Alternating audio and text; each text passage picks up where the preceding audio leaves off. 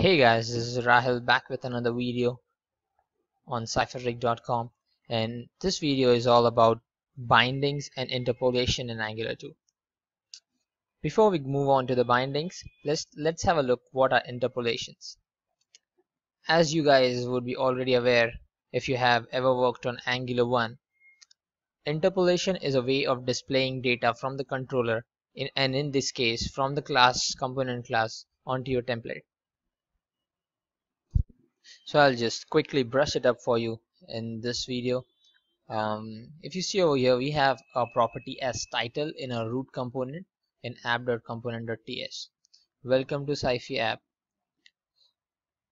So how are we displaying this into our HTML? What we are doing here is we are just interpolating the property into the template. So when you just go on to the browser, you see your text displayed over here.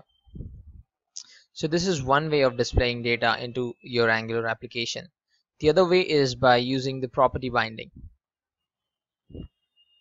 Let's just go over and change this thing and see how we can use property binding.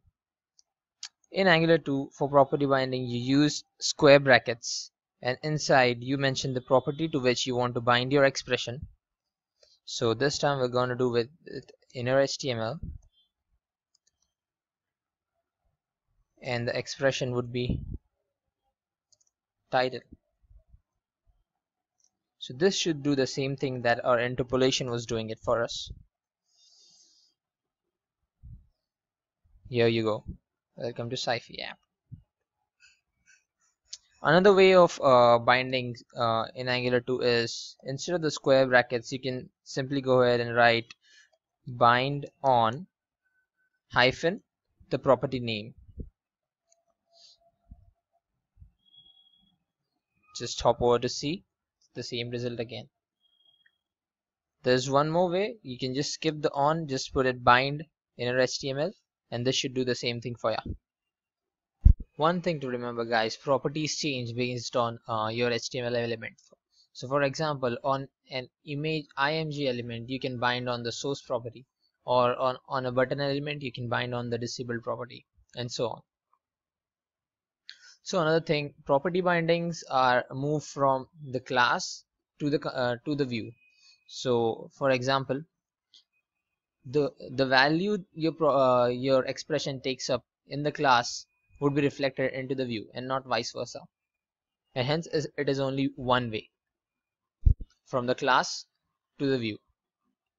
Other than properties, you can also bind on attributes, styles, or class. Moving on, let's have a look at how we can deal with event bindings. So event bindings are different than property and class attribute bindings, because event bindings move from the view to the class, because whatever interaction a user does with your application should get notified into your component class. To demonstrate this, I'll just add a button into our home component and bind something on the click event. So let's move over. Let's add a button,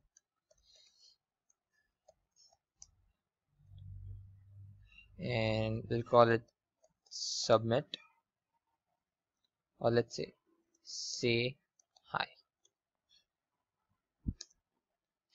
Now if you have noticed, for property bindings we used square brackets, but for event bindings Angular 2 tells us to use the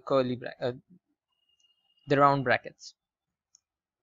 So it will go as follows: your target here and the expression or the function to be invoked.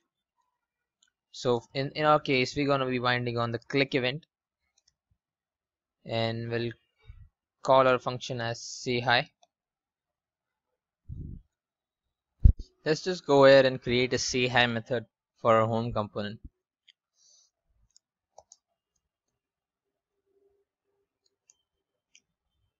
For now, I'll just do an alert.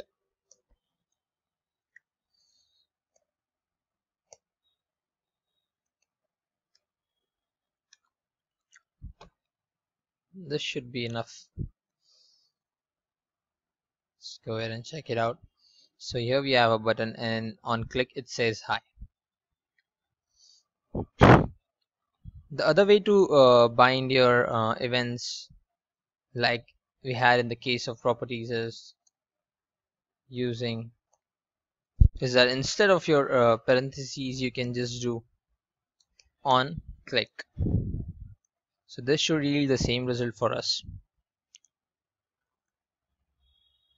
Here you go. Similarly, like click, you can bind on different events. For example, for an input text box, you can bind it on change event. And remember, events move from the view to the class. And again, these are one-way data binding. In our next chapter, we'll see how we can implement two-way data binding in Angular 2. And remember, square for property, circular for events.